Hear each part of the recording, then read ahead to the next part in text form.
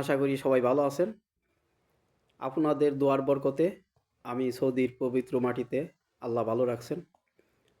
আমাদের বাংলাদেশে 12ই ফেব্রুয়ারি 2026 সালের নির্বাচন। আমরা প্রবাসে ভাই বোনরা আছি। আমরা কিন্তু বিদেশ থেকে আগে কখনোই ভোট দিতে পারি নাই। অনেক আফসোস লাগতো।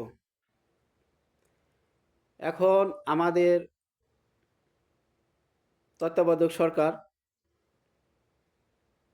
অধীনে পোস্টাল বিডি অ্যাপ চালু করছে। এই অ্যাপটি আপনার মোবাইলে ডাউনলোড করলেই আপনার রেজিস্ট্রেশন করতে পারবেন, বা করার টাইম হয়ে গেছে, শেষ হয়ে গেছে। যারা অনেকেই করে নাই, আবার আমরা অনেকেই করছি। তো আমি অবহেলা করে চেষ্টা করবার যে আমি রেজিস্ট্রেশন করছিলাম। তো আল্লাহর রহমতে আমার খাম আমি হাতে পেয়েছি। পোস্ট অফিসে দেখি আইসা রইছে। তে কত সুন্দর! আমি কোনো কিছুই করি নাই, শুধু সাধারণভাবে মানে আমি রেজিস্ট্রেশন করছিলাম, অ্যাকসেপ্ট হয়েছে, তে খাম হাতে পেয়েছি। তো এরকম অনেক প্রবাসী পোস্ট অফিসে খাম এসেছে। আপনারা তাড়াতাড়ি খামটা জোগাড় করে খামের ভিতরে আপনার যেভাবে নিবন্ধন করছিলেন ওইভাবেই প্রায় আপনার ভোট দেওয়ার টাইম আছে। জরুরিভাবে আপনি বিলম্ব না কইরা, আপনি মনে করেন যে যেমন পরশুদিন গত রাত্রে রেজিস্ট্রেশন বন্ধ করে দিছে, আর করতে পারবে না কেউ করতে চাইলেও।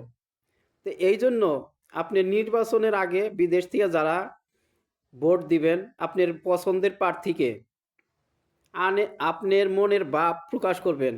আপনার ভিতরে যে জ্ঞান আছে, আপনি জ্ঞান দিয়ে দেখবেন যে কোন লোকটা ভালো, কোন লোকটা খারাপ। আপনার ভোট আপনি দিবেন।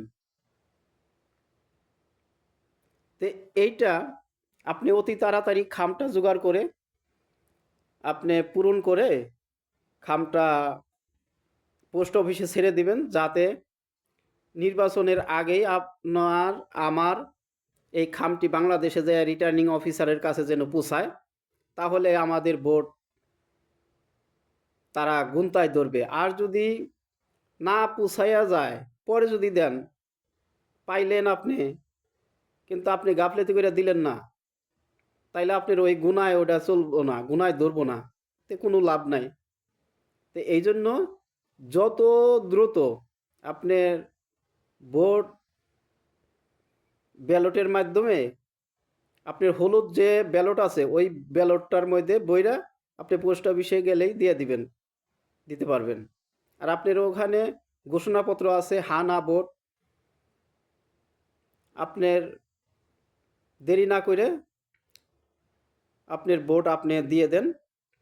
তারপরে উপর আল্লাহ যার ভাগ্যে রাখছে সে ইলেকশনে সরকার গঠন করবে। আমরা পরিশ্রম করি, আমাদের পরিশ্রম করেই খেতে হবে, এটাই। তারপরে আমরা দোয়া করি আমাদের বাংলাদেশ ভালো চলুক। আসসালামু আলাইকুম, ভালো থাকবেন সবাই।